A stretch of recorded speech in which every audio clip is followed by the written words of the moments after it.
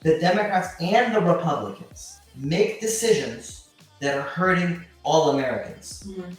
And there is a group of people that I've spent my whole life learning this stuff.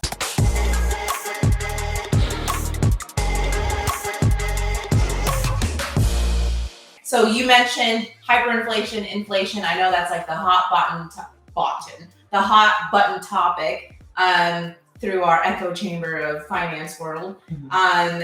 And the CPI was announced to be 6.2%. So briefly, let's talk about what is hyperinflation and what does the CPI at 6.2% mean? So there's inflation, right? So let's kind of define some things so we can have a point to go from. Right. So there's inflation, and inflation is basically the price of something going up, and normally it's based off of demand. Right. If demand increases, then you have the price going up.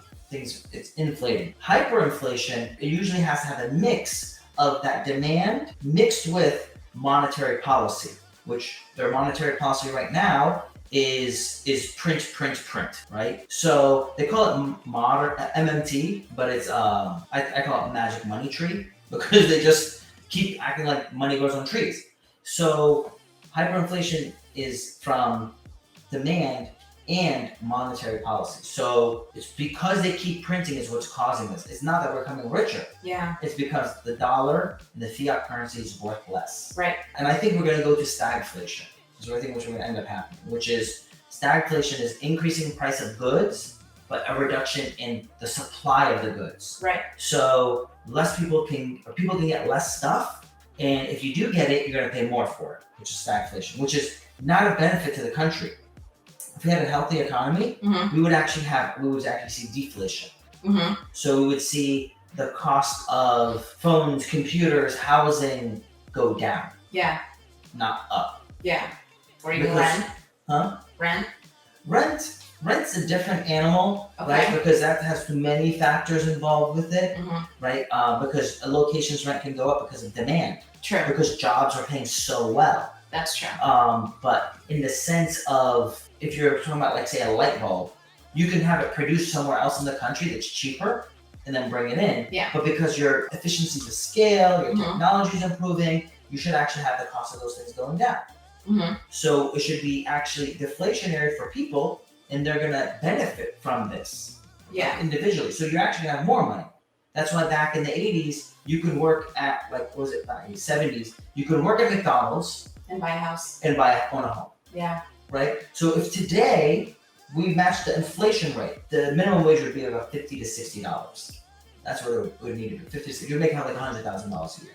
Okay. So the CPI is 6.2%. So the CPI is a basket of goods, and they, based off of this basket of goods, they determine the price, the cost of these goods going up, so they come out with the inflation rate. The issue with CPI is that they're not fully accounting for all variables, right?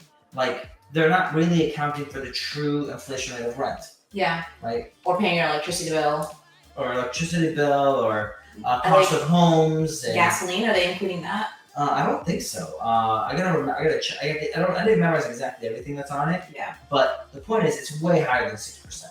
Right. It's just significantly higher than 6%. Because So, aren't they measuring, and by they we mean who? The FBI? No. Who? The they're financial people of US. yeah. What's it called? When they measure it, don't they use something from the 80s to measure out what's going on now, like as their standard to look back to then calculate the CPI for today? What's bad with this Freakonomics? I want to call it Freakonomics because what they'll do is they'll take these data points and they'll try twisting things around Mm-hmm. and to make it look a certain way to make people like feel a type of way. Feel good, yeah. Yeah, but the reality is they're not looking at like factors, like real factors, right? Like, okay, the inflation is up and everyone is worth more and their wealth increased, but their nominal wages are down. Mm-hmm. Meaning, based off of, even though wages went up, your wealth went up, the cost of everything went up, your wages are actually down Yeah. compared to how much everything went up. Right. So it's not, like, the thing is, it really just hurts the middle and low class. Yeah. So when you're seeing Biden talk about doing this infrastructure bill and it's not going to cost anybody anything and whatever pays for itself, and they're talking about how they're helping the low income. The reality is they're not. They're like really hurting low income. They're making it harder and harder for you to get to the middle class, and for the middle class, they're pushing them down. Yeah, and, creating more of that wealth gap. The wealth gap, but the thing is, they call it the wealth gap, and I feel that it's like politicized and used in a way to manipulate people's thinking. That's true. To say have and have nots.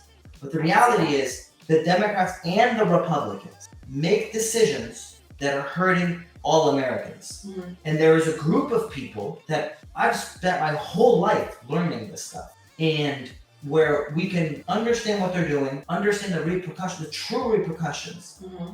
Now, they can hide what they're doing for a while and make it like not look what is, and not show the true what the results actually going to happen. Mm-hmm. But eventually, it'll come back. Right. And it'll snap hard. It'll be, what did they say? They start slowly and then very fast. Mm-hmm. So it slowly then ends up being very fast and it snaps back to reality. Yeah. So the reality is they're just making all Americans suffer.